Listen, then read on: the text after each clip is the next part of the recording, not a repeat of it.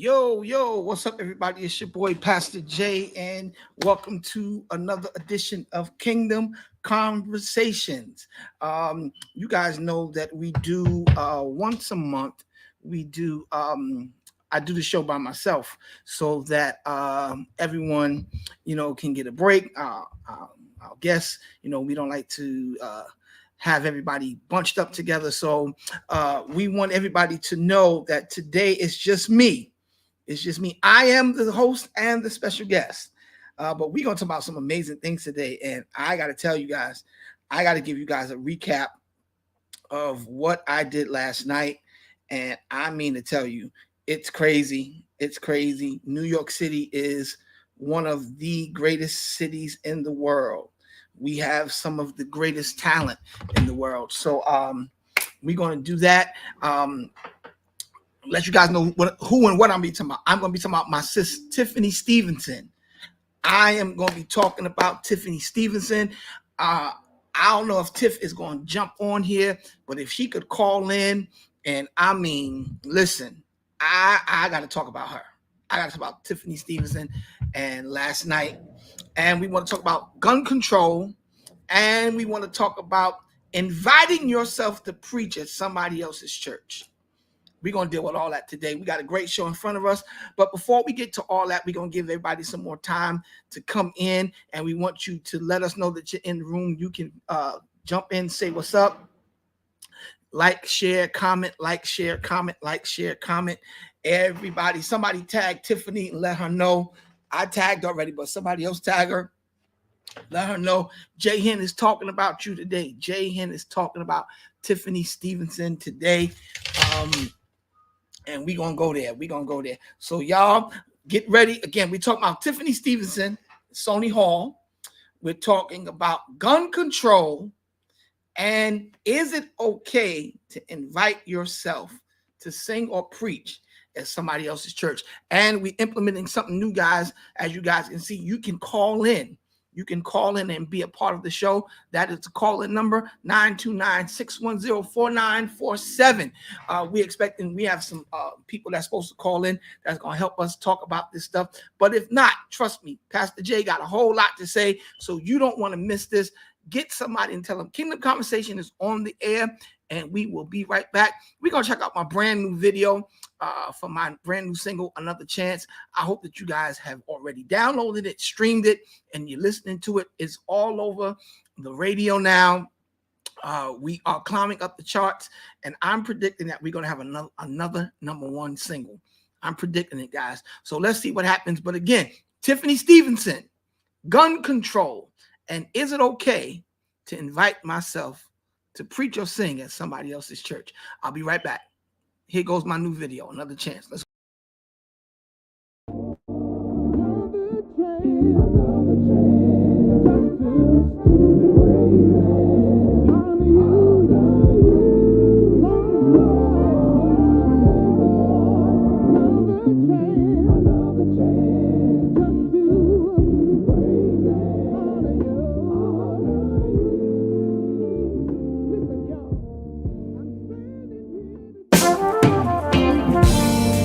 When I think of your goodness and all you've done for me, I gotta give you thanks, 'cause I should have been dead and gone. You've been good, so good.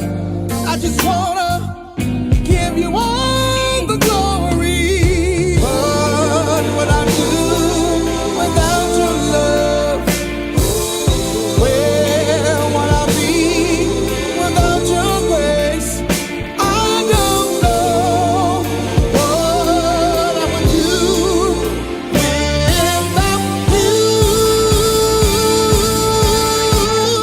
Oh Lord, thankful for another chance just to praise and honor you.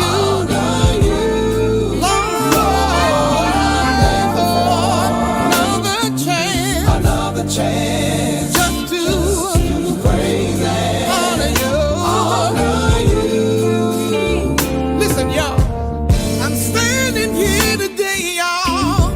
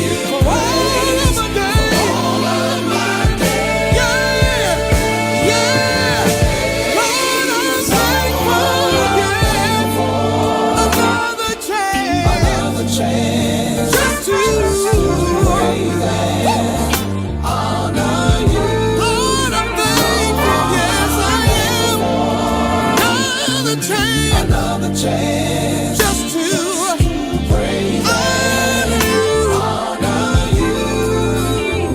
Lord, I'm thankful. You didn't have to let me live, no, you didn't. I'm thankful. That's why I love you. That's why I praise you. I'm thankful. You've been so good to me. I'm thankful. Yeah. For another chance. Yo, what's up, everybody? That's my brand new single, Another Chance, brand new video. It's available on all digital platforms. We want you to download it. Go check it out. But today, we're going to be talking about some hot topics. And the first hot topic that we want to talk to y'all about is this young lady by the name of Tiffany Stevenson. Now, I'm going to tell y'all this. First thing, if you don't have Tiffany's album, you're playing yourself. It's a phenomenal piece of music, phenomenal body of work. But Tiffany has got to be one of the sweetest young ladies that I know. She's my sister. And what she did last night, what Tiffany did last night, she, along with her team, put together, it was like a reunion for those of us that used to go to the underground.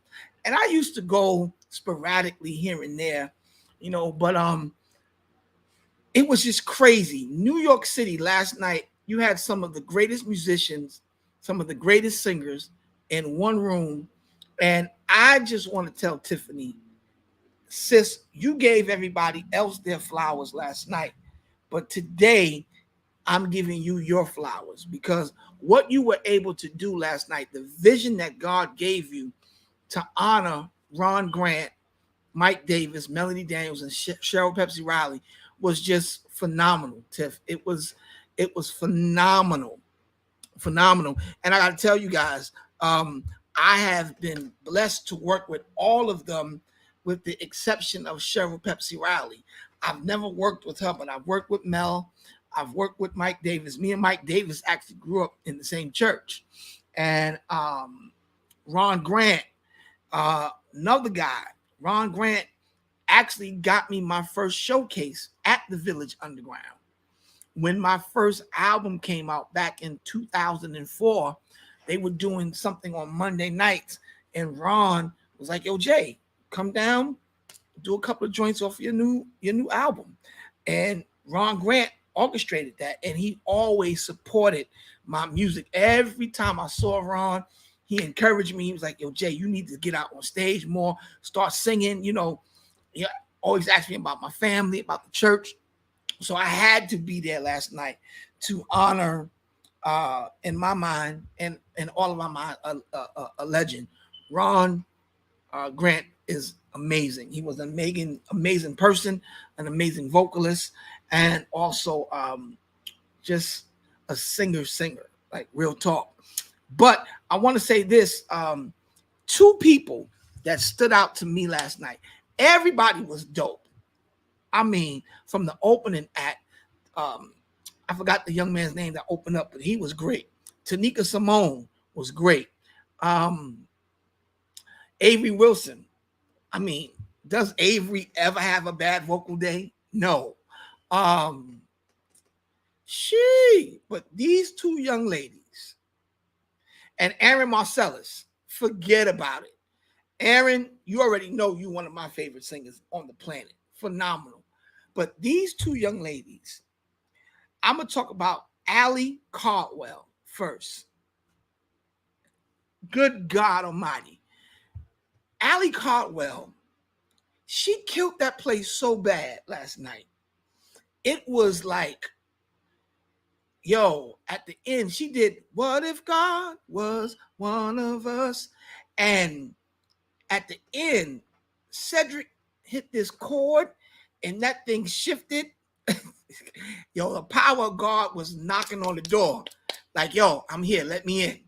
It would have got real bad real bad. And if y'all see the clips, Tiffany is yelling at us like, yo, I can't take y'all church people nowhere. Because it was just that potent. It was that crazy. It was just a great moment. And then after Allie Caldwell destroyed Sony Hall, I mean, she took that building apart brick by brick. After she did what she did, and we even had a little praise break. Now I'm gonna tell y'all, Tiffany and I forgot the homeboy name that was hosting. They played it nice because if I was in that mic, we would have had a good 3-minute dance. We would have had a good 3-minute dance. But Tiffany knew. She said, "Let me not go there, cuz." Tiff, I'm talking about you today, sis. I gotta tell you, Tiff, that was phenomenal. That was phenomenal what you was able to do last night, and it's crazy. It was so funny. It was so funny because Tiff, I'm telling you, if you pushed it just an inch more, Tiff, just an inch more, Bedlam would have broke. All hell would have broke out because the people, we was ready. I had just came from church, so I definitely was ready. I was like, and I had on my shell top Adidas. I had on no pointy toe church shoes or nothing like that. I was ready. Had you tossed me that mic, Tiff, it'd have been revival. But I gotta tell y'all, this girl, Allie Caldwell, and I can't even jump over what Tiffany did. Tiffany, she did like 2 of my riffs though. She did. I was sitting in the back listening to you sing, Tiff, and I said, that sounds familiar. Especially when you took the mic away and started hitting those high notes. I said, sounds very familiar, Stevenson. Be very careful. Have a good Jewish lawyer. Amazing. Tiffany, your outfit, everything, it was just amazing. The whole night was amazing. But then after Allie Caldwell did what she did, the stout Denise.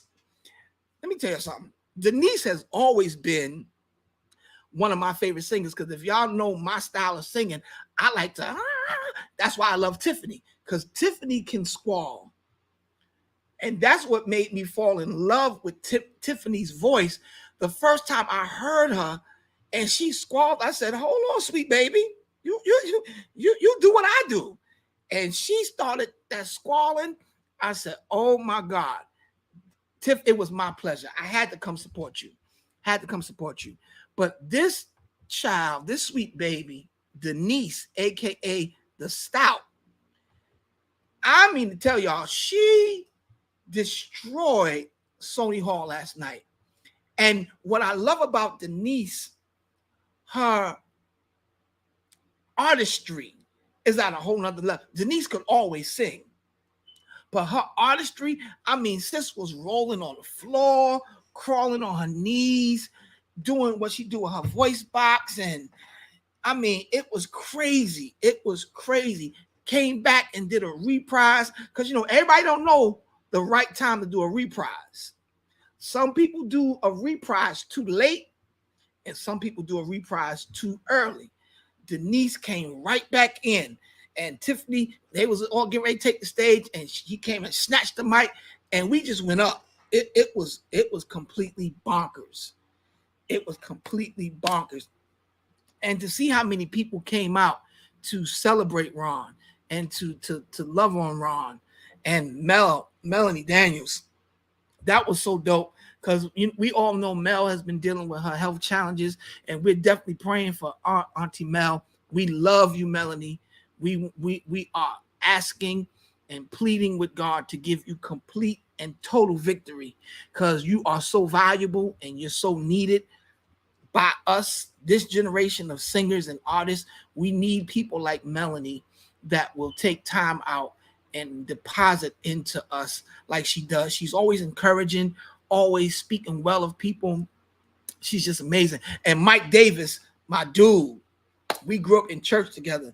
I wish Mike was in the room last night so we could have loved on him. And of course, we know Ron, God made a decision to call Ron home.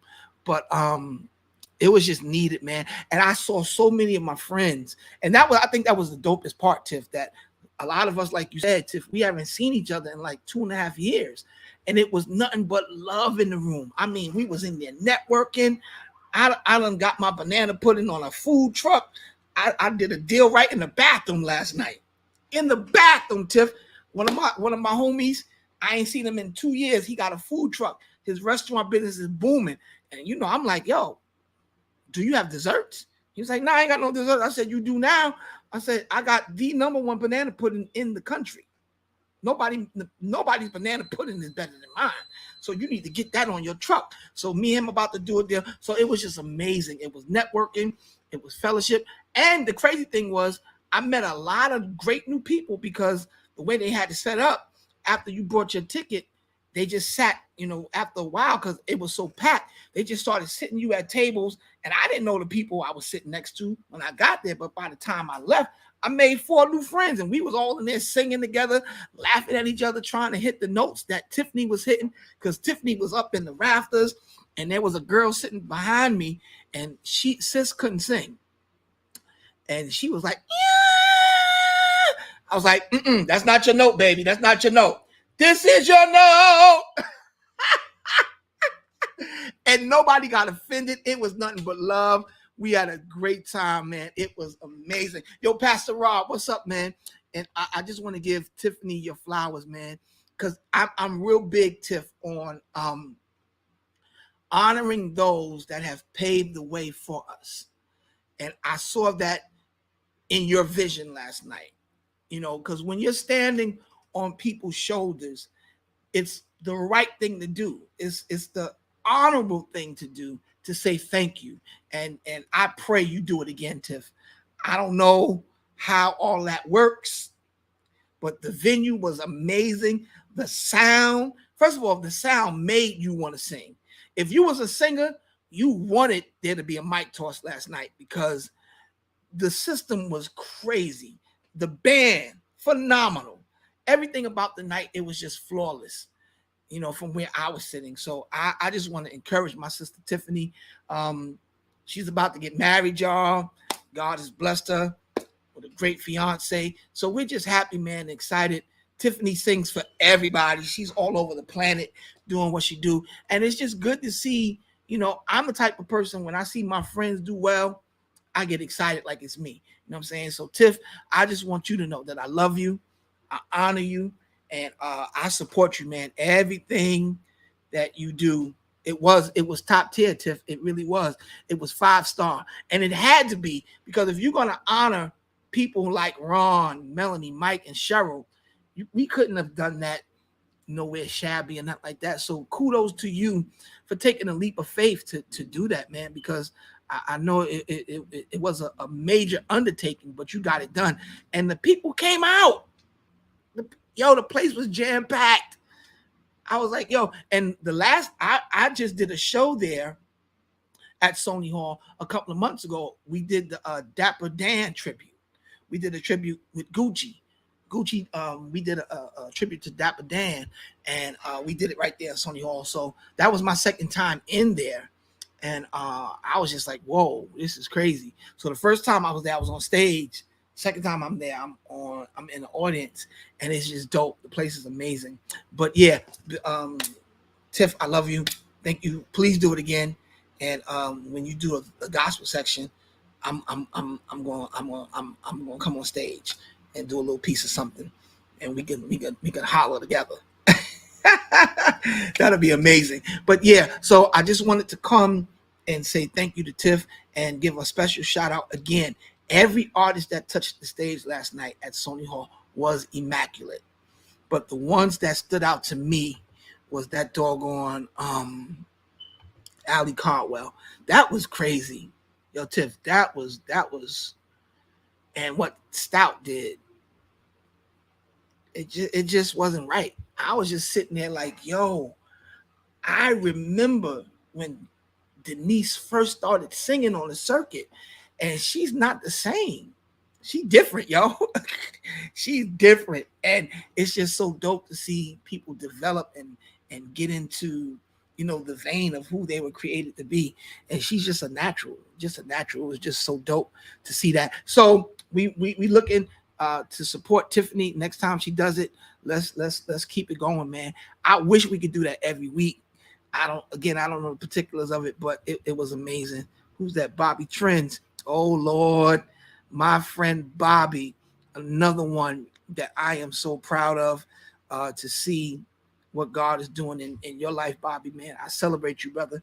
I celebrate you. I thought I would have seen you last night. Last night, that was your type of soiree. Bobby don't go everywhere, but I knew for sure I would have seen Bobby Trends in there because it was an industry stacked event. And but it was a lot of people that were there that I didn't know were there. Because after it finished, I got out of there. I was like, I got out of there. But yeah. So Tiff, next time you do it, please let us know. And I need to bring you on the show, Tiff, so we could just cut up and talk about it. Oh, you at church? No. It was industry. The church kids was in there. But it was a beautiful night though. You would have had a ball, Bobby. It was just beautiful. Great music. The atmosphere was great. And the food was all right. I had some I forgot what kind of meatballs they were, but I had some meatballs and it had some cheese and some gravy on it. It was very, very nice, very good. With a little Shirley Temple, the atmosphere is like that. The enemy tried to get you to go back and start sipping. I almost ordered a little drink last night. I had to say, hold up the standard, Pastor. No, but it was dope. Bobby Trends is crazy. I'm happy to hear I didn't receive. Don't do that, Bobby, because Tiffany invited everybody on social media. It was everywhere. She invited everybody. She invited everybody. But now let's shift gears because again, I want to talk to you guys about that. But now, on a more serious note, I really want us as a people to become more conscious about what's happening with all of this gun violence. Because I want to ask you guys something. And again, if anybody wants to call in, here is the number. You can call in. And if you have an opinion about this, I really want us to be cognizant of what's happening.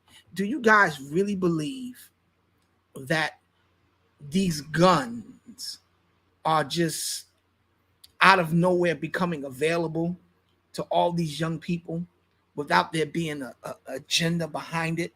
Because don't get me wrong, guys, there's always been gun violence in our country.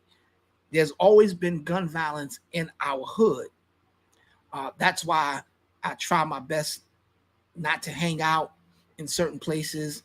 I try to go where there's a certain caliber of thinking, not about the color of skin, but just the caliber of thinking that, when you're out at a restaurant, I don't want to go somewhere where the caliber of thinking of the people in the restaurant is something may pop off. But nowadays you could be sitting in church and somebody just walks in the church and starts shooting. It's like nowhere is safe anymore. And I just really want to cause you guys to really think about something. Do you guys really believe that the accessibility to guns is being so accessible now, at the same time of them trying to snatch away our Second Amendment rights? And here's the thing. People are excited about New York, becoming a state where you can carry openly. But the truth of the matter is 95% of people will not even meet the qualifications. You have to do training. You have to have a certain amount of hours on the gun range. And the whole process itself costs about $5,000 to get legally licensed to carry in New York State. So now what the governor is doing, they are now making it illegal to carry in certain spaces, like on 42nd Street, inside somebody's home, different things where, they're changing the laws where they still going to be trapping people. I'm talking about gun control right now, Crystal. What's up? So now let's say Crystal has a house in New York, or Bobby has a house in New York. they have to have a sign posted in their house that guns are welcome. Or if I get caught carrying a gun, even if I'm licensed in Crystal or Bobby's house and they don't have the proper signage up, I can be arrested for carrying a firearm, even with a license. So it's like, they're trying to do what they are claiming is right. But here's what I think is happening. And, again, anybody that wants to discuss this with me, you are more than welcome to come in. This is happening right now. And I'm telling y'all, what's going to catch a lot of people off guard is that we are so distracted by all of the foolishness that's going on. We're not even aware of these laws that they're implementing and changing and pulling down. And I mean, just this weekend, check this out, y'all. Yeah, but you again, that's what I'm saying, Crystal. Because I'm not putting up signage that says guns are allowed at my house, because that's going to attract a certain type of mentality. You know what I'm saying? Because responsible people that carry guns are not walking around shooting people. No. Responsible people that have gone through the proper training. I'm certified with the NRA. I'm certified. So if I have a gun on me, I'm not going around trying to shoot up a club, shoot up a restaurant, shoot up a church. That's not nowhere in my mind. But there are certain individuals that will go through all of that in certain states and come into safe spaces or what is a soft target. Because if you look at it, everywhere that there's mass shootings, these places are soft targets. You never see anybody with an AR-15 running up into a police precinct. You know why? Because the shooter knows there's about 50 other guys in there with a gun. They go in to a school where school safety has handcuffs, maybe, flashlight. They never run up in anywhere where they know there are other people with firearms.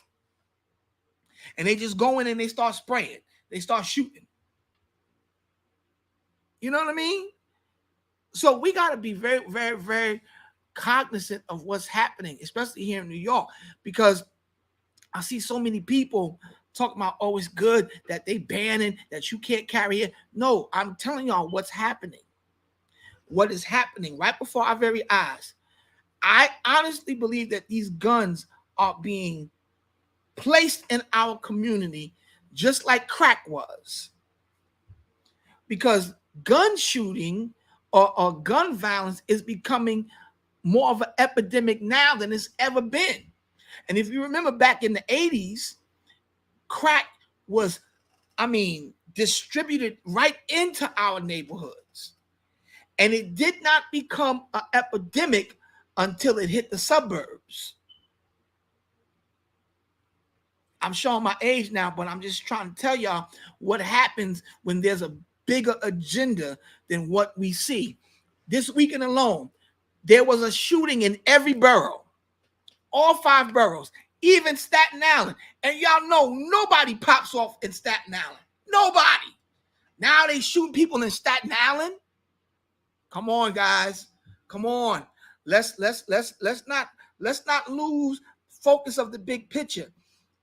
Every borough this weekend had a shooting, even Staten Island.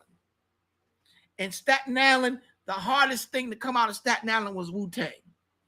And I'm sure they got shooters out there. I'm not even trying to act like, Staten Island ain't got nobody that's about that life or whatever. But we never heard of activities like that at a high level coming from Staten Island. Now, every borough, every weekend, somebody's getting shot. There was a lady sitting in pink houses, the projects in East New York. She was an elderly lady. She was sitting outside minding her business, got shot in the stomach out of nowhere. There was a lady in the Bronx with her daughter walking her dog, and her daughter got shot in the leg out of nowhere. So now what begins to happen is now, because you got to understand how propaganda works. And you guys have to understand how sensationalism works. That's why when that thing that's going on that got everybody sick for the past 2 years and everybody was dying from that thing, they were only advertising the number of deaths. They would not talk about the number of recoveries because the agenda was to get everybody to get fixed. Notice my language. I got to say certain things so I don't get in trouble here on this platform. But when that thing was out at the highest point, every day on the news, in the media, they were talking about the death toll. Every time we turned on TV, somebody died. Every time we turned on the radio, somebody died from that thing.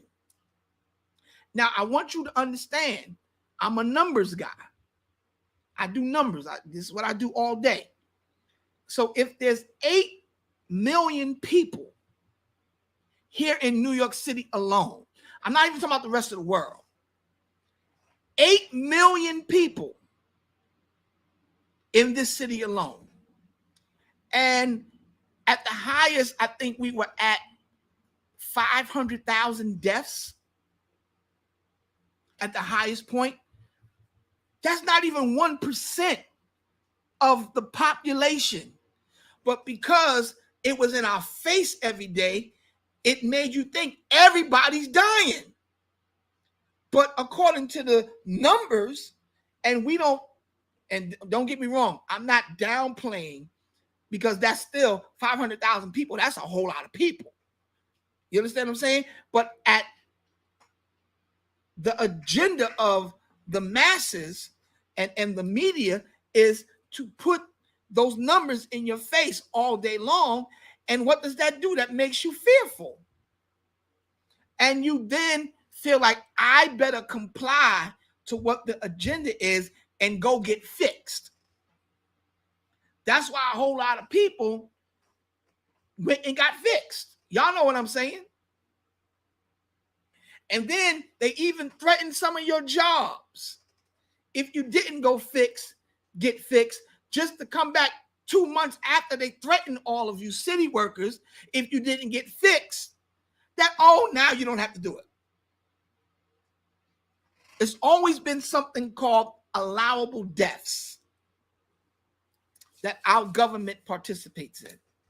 Whenever there is war, whenever there's a pandemic, there's something called allowable deaths that our government participates in. And after they have hit that number, they start pulling back. And you guys got to remember, those numbers were in our face every day. You don't hear about all those numbers no more. Now it's a new thing out, and they're trying to get everybody to get fixed for that. So I got to get fixed for this. I got to get fixed for that. And whatever y'all come out with next, we got to get fixed for that. It's always something. But when you have these numbers in your face and people just telling you this is what's happening, it creates fear.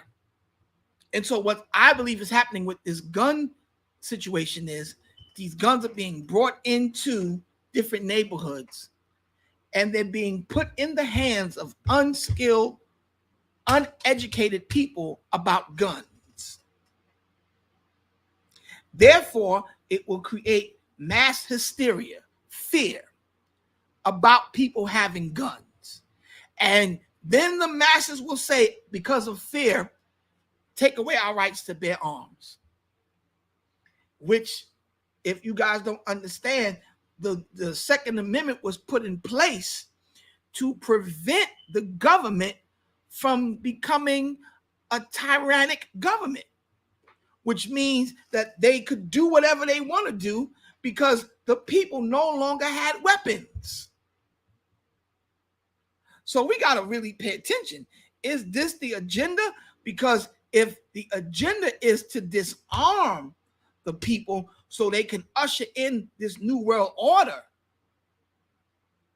one world currency, and all these different things that we've been hearing about for years, they're already doing a fantastic job disarming people mentally through these devices. Social media, smartphones have made everybody dumb. When we were kids, we knew 30, 40 people numbers by heart. Ask somebody what somebody's phone number is. I guarantee you, all of us, even me, I may know about 5 numbers by heart. And 30 years ago, I knew everybody's number by heart. My aunt, my uncle, my grandmother, my phone number, the school. I knew my parents' job number. I knew all of it by heart. But now we don't have to apply that portion of our brain to retain information anymore. It's just pushing a button now. You push a button, bing, bing. But now, guys, are we really going to sit back and allow the powers that be to make us afraid for something that is a constitutional right? Now, again, because of, and the mass majority of people don't even know what it takes to become certified to carry legally. And once they find out how strenuous it is, 95% of the people ain't going to do it anyway. So illegal firearms are always going to be a problem because it's just easier to get. I can get an illegal gun way faster than I can get a legal gun, because in order to get a legal gun, you have to go through certain tests, you have to go through certain training, and you got to put up almost $5,000. So in the midst of this pandemic, ain't nobody got no $5,000 to waste. So therefore, the disenfranchised, even if carrying legally in New York does pass, the disenfranchised, or the people that's living below certain wage levels, are discounted anyway. So now you have a certain level of individuals that can only get access to carry guns legally, which eliminates a large percentage of the population because they can't afford it. So what do we do with that now? So I want you guys to really, really think about this stuff, because we get excited. Oh, they're banning, carrying a gun in a church. They're banning. And I see pastors and leaders like, yeah, that's good. That's great. No, it's not. It's not good. It's not great, because the bigger picture is, I think they do like social experiments with us. Like, I think the whole thing with the curfew and the enforcing of you having to get fixed and have proof that you got fixed in order to go in certain places, I think these are all previews of what's coming. And here's the thing that I am most concerned about, because I heard some preachers say that getting fixed was the mark of the beast and all that. No, it's not that. But I do think it was a preview of how quick certain people would cave when that situation popped up. Because the whole time I'm telling everybody, yo, hold up. Let's wait a minute. Because now they trying to tell you got to get fixed in order to keep a job you've been on for 40 years. And if you don't go get fixed, your job is gone. How is that legally possible? How is that legally possible? And a lot of people got nervous and got afraid and went and got fixed. And then 2 weeks later, they was like, oh, you ain't got to do it no more. It's not required. Because they understood that there would be a mass influx of people that were impulsive. And that would get the numbers up of the people that got fixed, because that was the agenda for everybody to get fixed. But a lot of us was like, nah, we see the big picture. That's why I just told all my people, yo, just hold up. let's do this regiment. Let's do this. Let's, social distance. Let's pull back a little bit. You know what I'm saying? Let's not go out so much. Let's not be everywhere, but let's hold up on getting fixed because we need to see what's happening. Some of them listened, some of them didn't. And I was like, yo, no, something ain't right here. Let's see what's happening. But I will say this, I honestly believe, whether you got fixed or not, I don't think that situation is bigger than our God. I honestly don't believe that. And I think that, because I saw one preacher, he was wilding out. My father sent me this clip of this dude, and he was telling his church that if you got fixed, you going to hell. You're going to die. I was like, whoa. I mean, this guy was intelligent. He was using some big words. He's like, man, I was in, and when preachers, when we want to, get something across, we put on a certain tone in our voice. He was like, man, I hate to inform you that if you got fixed, you're going to die. I said, well, when I spoke to my dad, I said, the thing that I don't like about it is the scripture already told me that it was an appointed time for all of us to die. So a preacher getting all deep and squinting his eyes and telling me you're going to die is not prophetic, because the scriptures already said that it's a time appointed for all of us to do what? Die. And I don't think that, then he basically was saying that getting fixed was the mark of the beast. And if you took the mark of the beast, there was no hope for you. And I mean, he sounded so intelligent, sounded so believable. And I told my dad, I said, oh, hold up. No. He's off for a couple of reasons. Number one, all of us are going to die. So you telling me I'm going to die, that's not prophetic.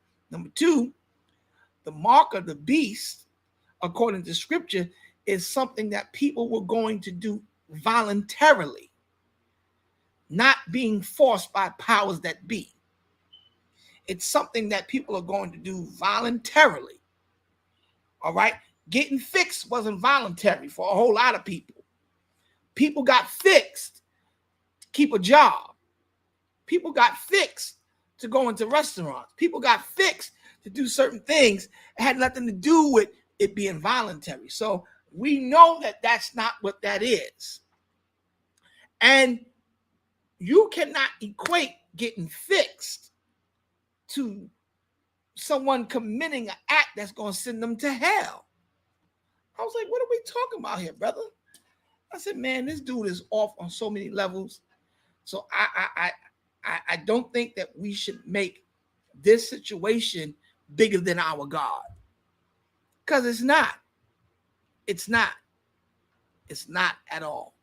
So I just want to put that out there, because I really think they're trying to scare the public into agreeing to taking away the Second Amendment right.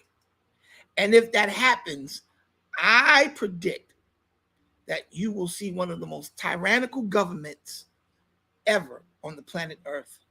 And you will even see an attempt to reinstate slavery. I guarantee you. I guarantee you there will be an attempt, if the Second Amendment right ever gets taken away, because the only people that can stand up against a tyrannical government is an armed people. Period, point blank. If you don't have no weapons, and I'm not just talking about weapons physically, if you're not armed mentally to be aware of what's happening around us, if you're not armed physically with the proper training, it kills me to see these young boys on these videos shooting with their hands. Like, that's not how you hold no gun. You're supposed to hold a gun, like this. And you never keep your finger on the trigger until you're ready to squeeze it. That's stuff that you learn when you get certified. When you have the proper training, you learn how to hold a gun properly. You learn how to keep your pointer finger, your trigger finger on the side of the gun. You don't keep it there. That's how people accidentally get shot, because then the gun is being handled by someone that hasn't had proper training. Let's go to the last topic that I want to talk to you about, because I got 10 minutes left. So I put up a post the other day, because now, me being a senior pastor, I get a lot of people that reach out to me and tell me that they want to come preach or sing at my church. And I've been out here, y'all, for a little bit over 22 years doing ministry. And I got to tell you, I've never, and some of my friends pastor the biggest churches in the country. Jamal Bryant, New Birth. Before he was at New Birth, he was at Empowerment Temple in Baltimore. Bishop Jason Nelson. These are people I'm cool with. I got their number in my phone. Bishop Hezekiah Walker, my mentor. My bishop, Bishop Darrell Hill. Who else? Pastor Ronzel Pretlow.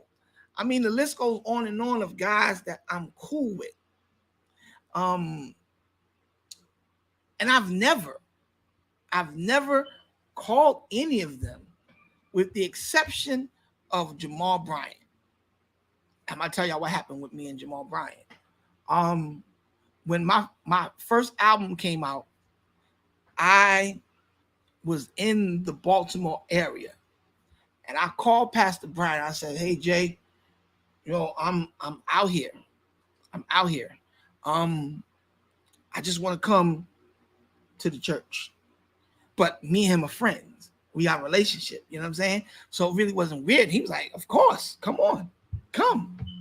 Welcome me with open arms. That's the only time I ever did that. I've never called none of my friends and asked them to have me to preach. And I know Pastor Jamal Bryant is the only pastor that I ever called and said, "Yo, I'm in your city. What's up?" So as I begin to go and grow in ministry, I start to see a lot of people doing that. And I really want to know what you guys think about that, because I put it up, and I'm going to read some of the comments that we got. I think it's weird unless I know you. If I know you and we have that type of relationship, like, I'm really good friends with some guys, Bishop Marvin Sapp, all these guys. These are people we talk on the phone, we laugh, we joke. Other day we was in my car, a bunch of my friends, and we were listening to Bishop Marvin Sapp's album, and he called me while we were listening to the album. I'm like, "Yo, this is crazy." So these are guys that I have personal relationships with, but I would never call Bishop Sapp. And he just left Grand Rapids and got a banging church in Texas. Banging. But I would never call him and be like, "Yo, Bishop, you my friend. I wrote 2 great songs for you, 3 great songs for you. When you gonna have me come preach for you?" That just feels weird, man. And I come from the school in the era where you just waited on God. But I see, like, this is the norm now, because I get a lot of phone calls. And now, if I don't know the artist, but they know a friend that knows me, they'll have the friend call me and be like, yo, Hen, I got this guy. He's coming to the city. He want to know, can he come to the church? And I'm like, to do what? I'm not going to call him out because this is one of my good friends, but a good friend of mine had this prophet reach out to me on Facebook, and he's like, "Yo, Hendrickson, this guy, basically co-signing him." So the dude inboxed me his number. Now, I'm only calling you back on the strength of my man, my dude that co-signed you. And when I call him, because the way they presented it was, yo, he's coming to New York because he just wants to hang out. He wants to fellowship with some pastors. So I'm like, okay, cool. We'll take him out, whatever. Only because my boy is co-signing this situation. But come to find out what the dude really wanted, he wanted to come set up shop at my church because he's trying to open a church here. And so after talking to him, I was like, yo, bro, this is weird. Like, you're really asking me to come to my church so you could set up your church. Nah, bro. I said, no. If you are called to this region and you are called, Kamani, what's up, man? And you are called to pastor in this region, I believe with all my heart that God will make provision for your vision. You don't have to build your house with another man's tools. I just think it's weird, guys. And, I'm going to tell y'all something. Something that y'all probably don't know. But years ago, so I feel two ways about it. I understand it, but now that I've changed and grown a lot, it feels weird to me. Years ago, the Crusade Choir, Love Fellowship, we used to do that. I'm going to tell y'all the truth. We used to go to programs and the big concerts in the city. And, but see, church was different back there. Back in the 80s, people would send up special requests. I don't know if some of y'all may be too young, but people used to tell the usher, give me something to write with. I need a piece of paper. And the MC would be up and you would write on a piece of paper, special request for Jason Hendrickson to sing.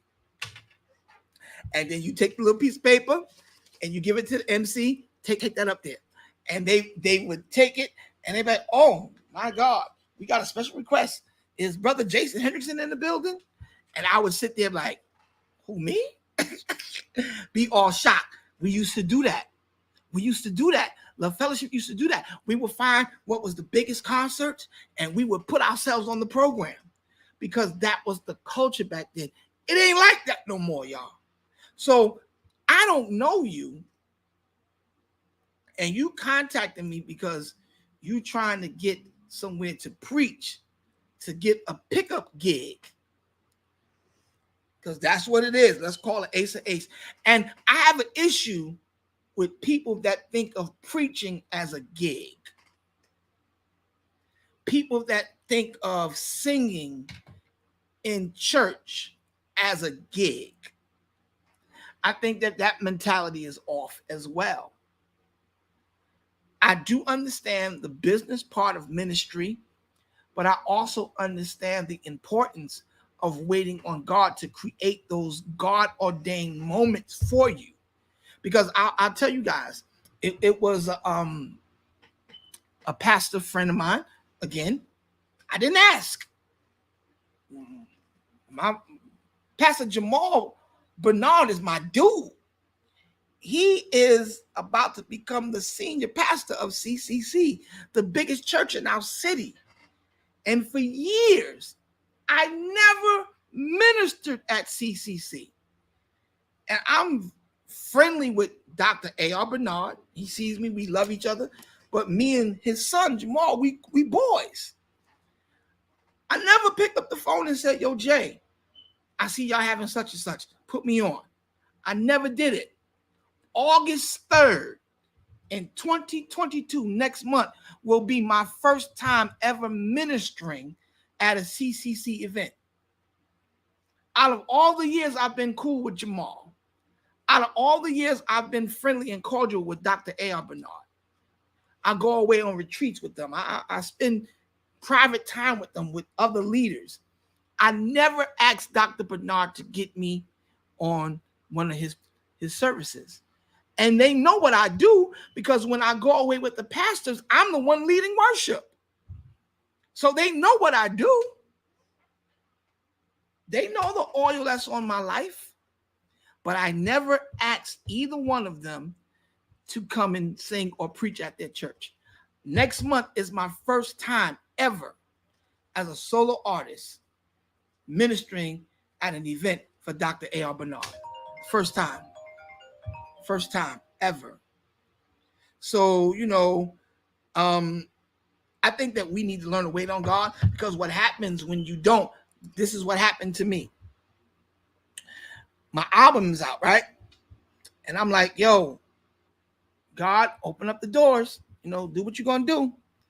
Good friend of mine, Pastor Adam Dorso, calls me and is like, yo, Pastor Jay, I need you to come lead worship at 3 services at the church.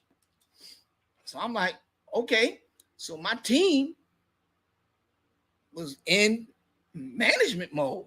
They was getting ready to send over my honorarium and all this, that,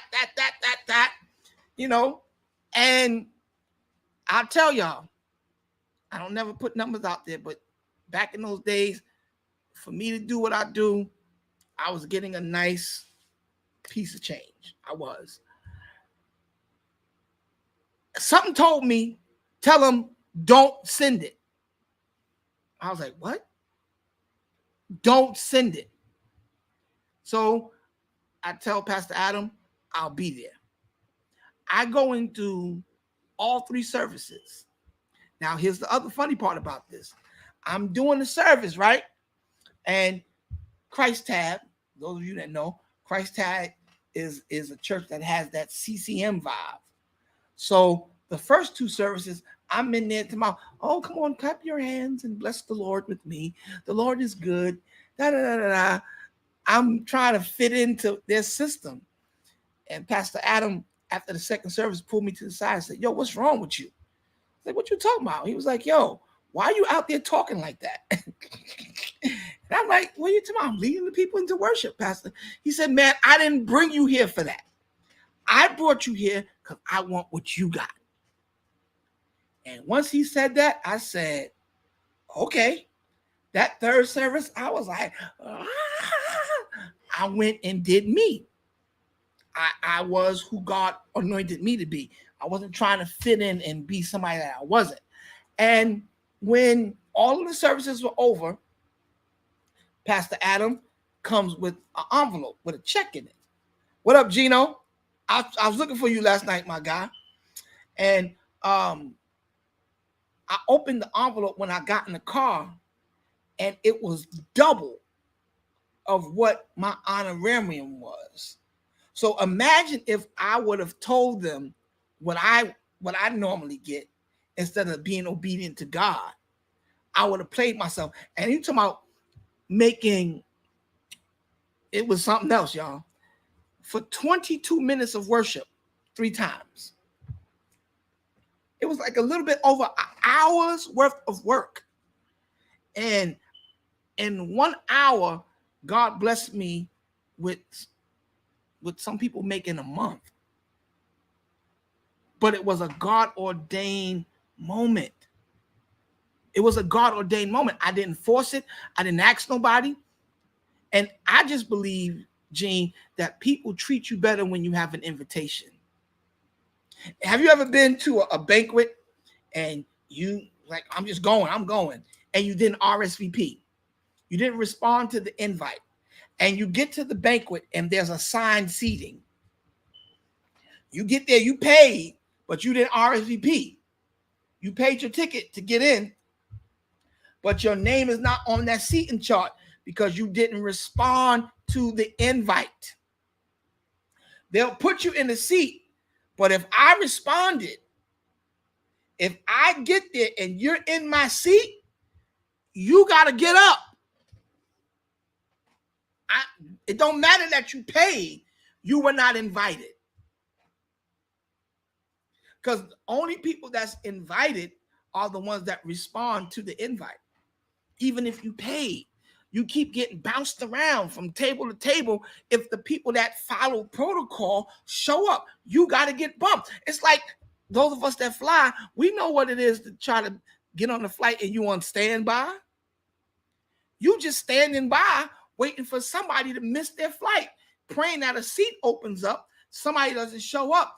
But if you paid the ticket, your seat is guaranteed. See, people don't want to pay the price. Going on, I got friends right now. My uncle is a big wig with Delta. He gets standby flights with me all day. But I don't like standby flights because I like knowing that that first class seat is guaranteed because it's paid for. You know what I mean? So I'm not a fan of it, but I do get it because we used to do it in our fellowship back in the day. But again, church in the 80s and 90s, that's what everybody did. People would send up and be lying to my, there's a request for Sister Susie to do a solo. And then when Sister Susie would get up, you'd be like, somebody requested that? Because it was just a lie. Sister Susie wanted to be, she wanted to sing. And that's what we used to do, Love Fellowship. We were trying to get on. And it worked. But that was a certain culture. It's not like that anymore. So now when people call me and, yo, Doc, when you gonna have me at the church? They go on a list. Never. Because I don't look at things the same anymore. I know that what happens for us, what happens for guys like Gene and different guys that are traveling, these are moments that have been orchestrated because they paid their dues. When I look on, I see Gene and the nephews out there doing what they're doing, I stick my chest out because they're doing it on another level than what we did, but they're supposed to. They're supposed to be doing it. I see him out there with 50, and I'm like, get him, Neff, get him, Gene, get him. Darius Woodley, that's my dude. That's my favorite drummer. I know I'm not supposed to have favorites. I love all the nephews. I love everybody. But that dude right there, Darius Woodley, could play drums for me any day. Any day. Anytime, any place. You understand? I get excited when I see these dudes doing things on the next level. And what happens to us is a lot of guys, they still try to compete with Gene and them. I'm not trying to compete with Darius Woodley will play circles around me. Isaiah, Lil June, David Woods, all these dudes, they will play circles around me. So what I had to do, I had to pivot and become a producer, become an entrepreneur and do something else and get out of their way. Because why am I still going after drum gigs at this age? Not that I can still do it. I can still play at an extremely high level. But let me make room for the nephews now and watch them take it to the next level, get the endorsements that we never got, give the opportunities. And we set the bar high. We set the bar high. And for them to take it higher means that these guys are amazing. They're incredible. So, we got to really, take a look at these things, But I, myself, I think it's weird when people try to invite themselves to your church to sing and stuff and preach, especially preach. Singing, okay, I might give you a pass. But you inviting yourself to preach, that's just weird, man. And me particularly, I don't like it. And I've been traveling professionally since I'm 15. I've been moving and shaking since I'm 15 years old. Till this day, I have not stopped traveling yet. And I'll be whatever I'm going to be in 2 weeks. I'm getting up there now. But I've been traveling professionally since I was 15 years old. So I know that it's possible to have longevity. I know that it's possible for you to be patient and wait your turn.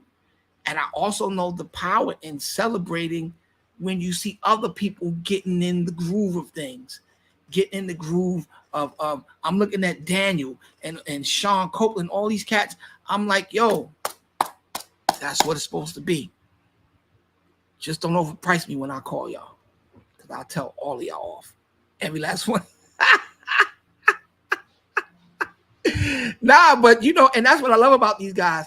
They're doing major things, but they still they remember. They remember. Daniel's on all my records, all of them.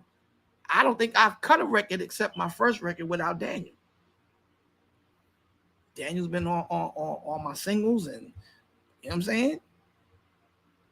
That's just the way it should be, man. So what happens is when you pivot, you get positioned to now be the one that creates opportunities for everybody.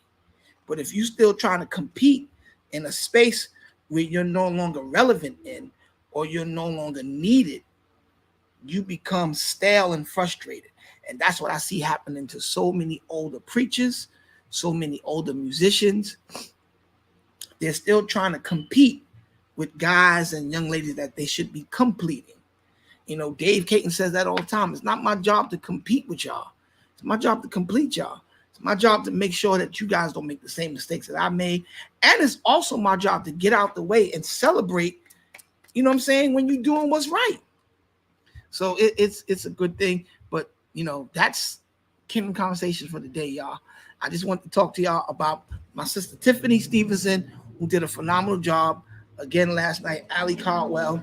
I don't think I ever saw her live, but I am a bona fide fan. She got it, man. Denise, always been a fan of her live work. Always been. Oh, wait a minute. Somebody's calling in. Kingdom Conversations. Who is this? Hello? Yes, you're on live. Kingdom Conversations. How are you? Well, praise the Lord, Pastor J. Han. Hi, who's this? Wonderful. Wonderful. This is Yari. Yari from New Haven, Connecticut, Hampton, Connecticut. Hey, how you doing, Yari? I'm good. I was talking to a pastor about you just the other day. We were talking. Oh, wow. Pastor Willa Moody. Yes. Yes. Pastor Willa Moody from Agape. Yes, I love her. Yeah, we love you. So we were talking, and I was like, she was like, I got to get some of Jason's albums, those old ones. She said, my old ones ain't work. I said, mine too. I called him at the church and told him, I need my albums, the ones that you would sell when you would come up here to Trinity Temple. Yes. The Brewers. Yes. And you bring the whole team. Oh, my God, the praise and worship was lit. Oh, the wow. dancers would be all down the aisle. There was one, this was 20 years ago. I remember I was in my 20s back in those days, and you had one dancer. She was 40-something years old. She had long dreads, dark-skinned lady, thin. Wow. And she made me look forward to becoming 40. I thought that woman was in her 20s. And she danced like she was in her 20s. And, oh, my God, now that I'm here in the 40s, I'm like her, looking like I'm still in my 20s. Wow. God gave me that anointing that was on that lady. Praise God. But there was a song that you had on the album. I don't remember the name of the album, but I need the album again. It goes, tell me how you saying that you're my friend, and when the sun goes down, you're talking out my name. Oh, okay. You talking about? That? Yeah, you talking about? It was a mixed album. Yeah, that's the Christmas album me and Dave Caton did together. Yeah, that's if that seed is what you sow, remember that in due time it will grow. Yeah. Yes. Yeah. I need that. I got some copies around here somewhere, but I need it. I will come to Brooklyn and find it from you. I need that. But you know it's online. It's on Apple Music too. You know that, right? We looked online. We could not find it. You're looking at the wrong name. I guarantee you looking at the wrong name. The name of the album is The Committee Music Group, along with New Sounds Music Ministries, presents More Than Christmas. More Than Christmas. Okay. Yeah, that's the name of that album. And I'm looking at Little Miles Canton. I remember Little Miles was in his mama's stomach singing with you. Oh, yeah. Those were the days with Tiffany singing with you. Yeah, wow. Yep, More Than Christmas. That's the name of that album. It's online. Find that because I need that. I need that back in my life, and I think you need to be putting that album right back out because that stuff they right now. I think they'll re-get with it again. Yeah, that's a great album. On another arena. Yeah. And we had everybody on the album. Pastor Timothy Wright, Bishop Eric Figueroa, Danny Eason, Natalie Wilson, Melvin and Tanisha Crispell, Demetrius Griffin. Yeah, we had everybody on that album. It was crazy. Big shout out to my boy It Dave was. Caton, who produced that record. We did that record together. Yeah. Awesome. God bless them. God Yeah. bless them. Thank you for calling in. though. This was very nice of you. Connecticut always loves you. Thank you so much. Please give Pastor Willa my love. Isn't she Bishop now? Bishop Willa Moody? Yeah, Apostle. Oh, yes. Please tell her she's one of my favorite preachers. She is phenomenal. Yes. Yes. I love her. And you know, me and her son Aaron, we cut up buddies. I was just up there with Aaron. Yeah, I was up there with Aaron about a month ago, and we spent the day. We went shopping, we went to eat, and we just cut up all day. It was crazy. Lord, Yeah, Aaron. Yeah, Aaron, that's my guy. Aaron. And the baby boy Darius, that's the border. Yeah. That's my buddy. That's my buddy. But please give Apostle my love, and I send you my love as well. Thank you for calling in, sis. All right, God bless. Isn't that nice, man? People remembering. Wow, I forgot what year we put that album out in. But big shout out to Dave Caton. We did that album a couple of years ago, and people are still talking about it. And that's the thing that you guys saw it right here in real time. When you put out something from your heart and you do it in the right time, it will live on for years. We did that album years ago, and people are still looking for it. People are still asking for it. And so it's a great time to be alive. But guys, again, to Tiffany Stevenson, everybody, especially that Allie Caldwell and the Stout. Let me tell you something. What I saw last night need to be a tour. Real talk. That could be a tour. That was crazy. It was that good last night. And also, guys, please be mindful of everything that's going on with the gun violence. Be very aware of your surroundings. And please, y'all, fight for the Second Amendment. Don't become part of the fear crowd, the crowd that is uneducated and fearful. Because again, guys, if they take our Second Amendment right from us, that is entering or allowing the entrance of a tyrannical government. And if the government becomes tyrannical, we have no way to stop them. Because again, that was the whole purpose of the government creating the Second Amendment right. So that if they ever got out of control, it's our job as the people to put them back in their place. You guys got to remember, they work for us. It's not the other way around. Our tax dollars pay their salaries. So, let's not be so uninformed that we are celebrating, all of these gun laws that are binding and taking away our rights, because it's a bigger picture. And then the last thing, please stop inviting yourself to people's churches. Wait on the Lord. I know I got some. I couldn't even get to all the comments. Some people said, "No, that's fine. You should do it."